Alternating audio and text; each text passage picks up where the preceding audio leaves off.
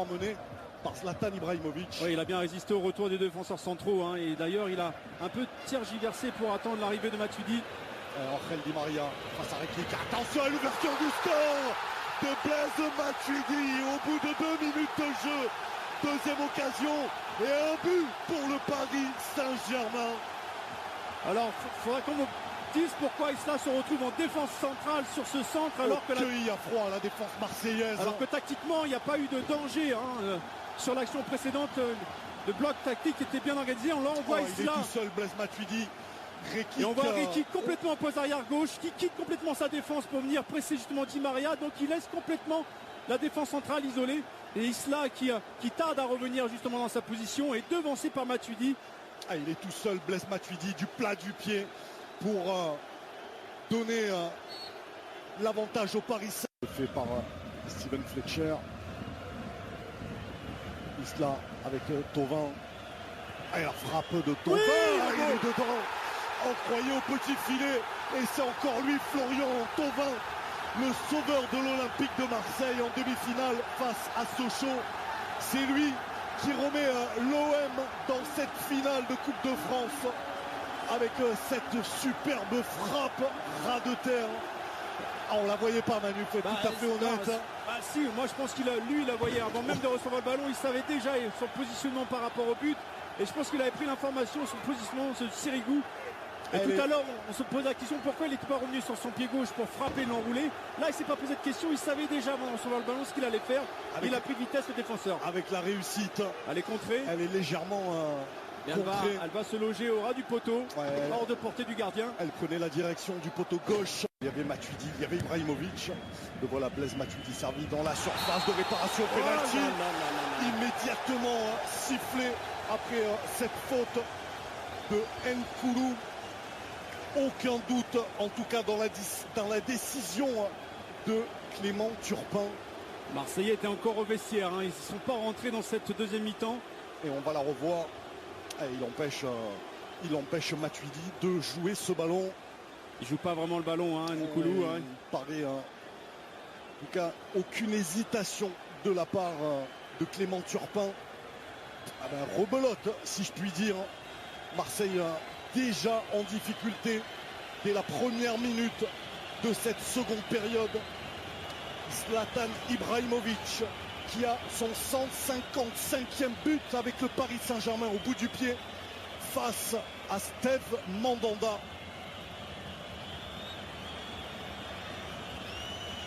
Et il ne faut pas avoir le cœur fragile. Ibrahimovic, et le voilà inscrit. 2 buts à 1 pour le Paris Saint-Germain. Ibrahimovic, 155e but sous les couleurs du PSG. La première fois qu'il marque en finale de Coupe de France. Exactement, il avait marqué 2 fois en Coupe de la Ligue ici. Et c'est son premier but en finale de Coupe de France. Ils ont été encore pris à froid, hein, on va dire, hein, les Marseillais. Contre-pied, parfait. Encore un handicap pour l'OM dans cette seconde période. 2 buts en tout début à chaque fois de demi-temps. C'était vraiment pas rentré. 57e minute de jeu. Paris qui a pris l'avantage grâce à ce pénalty transformé par Ibrahimovic. Il est parti Cavani, il faut lui donner. Le bon ballon pour Cavani face à Mandanda. Et le 3e but parisien. L'offrande d'Ibrahimovic pour le buteur parisien ici au Stade de France. 7e but sur cette pelouse en finale pour l'Uruguayen Edinson Cavani, qu'on n'avait pas beaucoup vu. Et il n'a pas manqué son duel face à Steve Mandanda. Ouais, ça faisait quelques minutes que les Marseillais, notamment dans l'entrejeu, éprouvaient toutes les difficultés à ressortir le ballon. Il y a eu beaucoup de pertes de balles. On voyait les Parisiens qui se projetaient rapidement à chaque fois à la récupération dans les 30 derniers mètres. Et là, il n'y a pas eu le repli défensif nécessaire parce qu'ils étaient en phase de construction.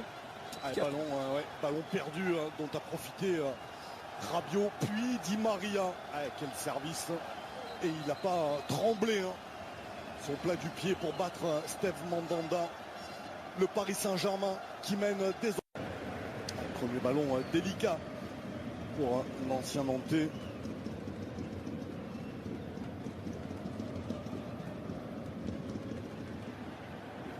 Et l'appel parfaitement donné, ce ballon de Matuidi pour Ibrahimovic. Le 4e but parisien signé Zlatan Ibrahimovic qui s'offre le doublé dans cette finale de la Coupe de France et qui enterre définitivement l'Olympique de Marseille. Quel ballon de Blaise Matuidi.